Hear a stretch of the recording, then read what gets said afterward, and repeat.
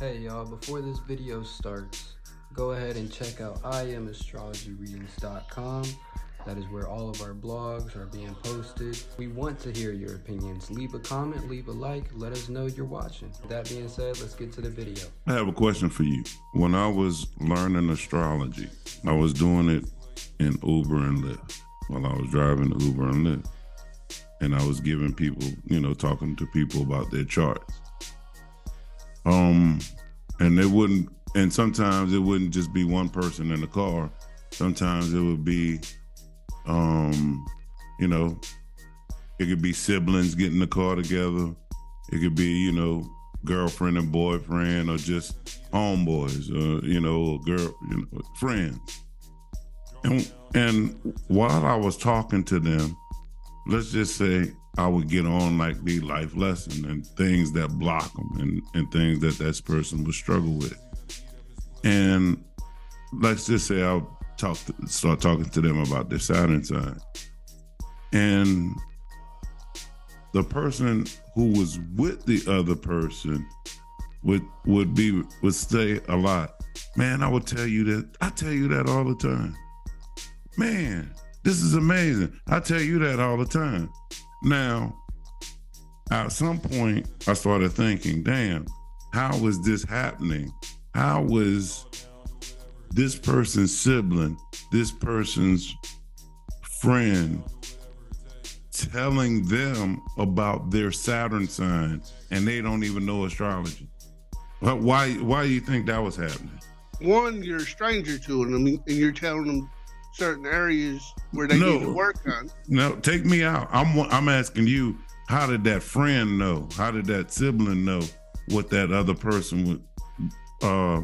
Because they're around the individual all the time. That's why. And they're seeing what's actually going on. All that was actually a validation. Here's the question. Why didn't that person, that friend, that sibling, listen to that person? They don't want to believe, and I know what I say about the word believe, it's a doubt word, but they are actually doubting in themselves that they can actually change because they're programmed. They're programmed a certain way, and they need to deprogram, and they're not ready to deprogram yet. Why you think other people can see what I could see in the chart? Why you think somebody else close to them can see that? Same thing with Vicky. They spend a lot of time around this person. They see the way they act and react to certain situations and shit. How come that person don't listen? They're in denial, don't want to accept it, don't want to be held accountable, don't want to change, don't want to do the work. I got a question for both of y'all then. I came to the conclusion that the people are just too close to us to listen. That could be true. You don't want to accept it from your brother, your sister, your friend who've been watching you. They too close to you.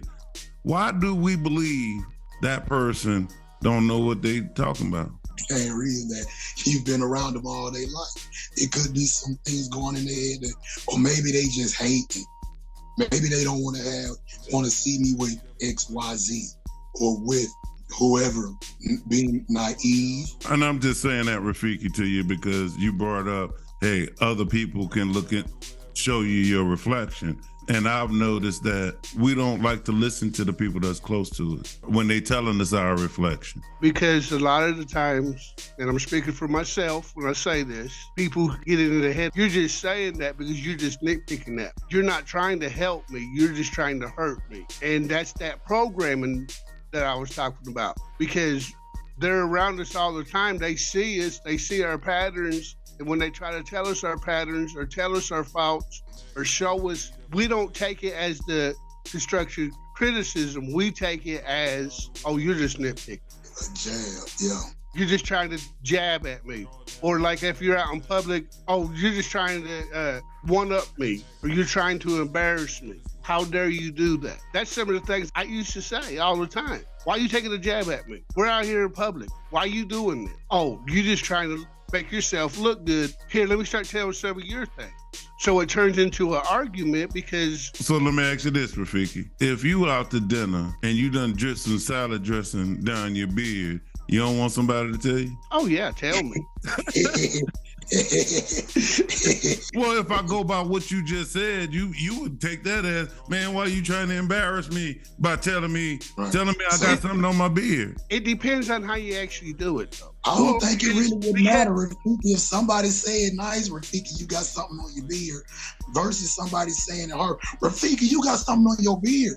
The statement is, Rafiki, you got something on your beard. Let me throw this out right here so you understand where I'm actually trying to come from. Say there's a correct way and a wrong way. You don't always got to raise your voice. You could politely say, there are certain codes that you can do. You know, tap me on my wrist or whatever, say, you know, point. Just don't blurt it out. In front of 30 people. He wants you to do sign language and gang signs. Right. Hey, bro, don't say it. Get them things that the people with the flight school, when they trying to bring a plane in. Yeah. Other words, what I'm trying to say is, don't draw that much attention to it. If you draw attention to it, it's going to lead and perceive that you're doing it in an ill-intentioned way. Well, Rafiki, could I argue that person is just being defensive? I was thinking sensitive. Defensive, sensitive. I think maybe defensive is a better adjective to swallow than sensitive. I like sensitive better. I know, but sensitive is a triggering word. Let's fight words. I mean, someone can take defensive the same way as another one might take sensitive. Okay, Rafiki, which word do you prefer? Sensitive or defensive? Well, let's just say this right here. You guys are like giving me a reflection of myself, and I'm the one that's hosting this and bringing up the topic. And everything that y'all are saying is 100% true. There are people that takes it sensitive, and there's people that take it the other way. Are you sensitive or defensive? I'm both when it comes to things like that. That's the reason I'm saying I'm actually trying to work out these areas. So this right here is actually helping me even as we speak. So Rafiki, I like to bring up when a person say, I've changed.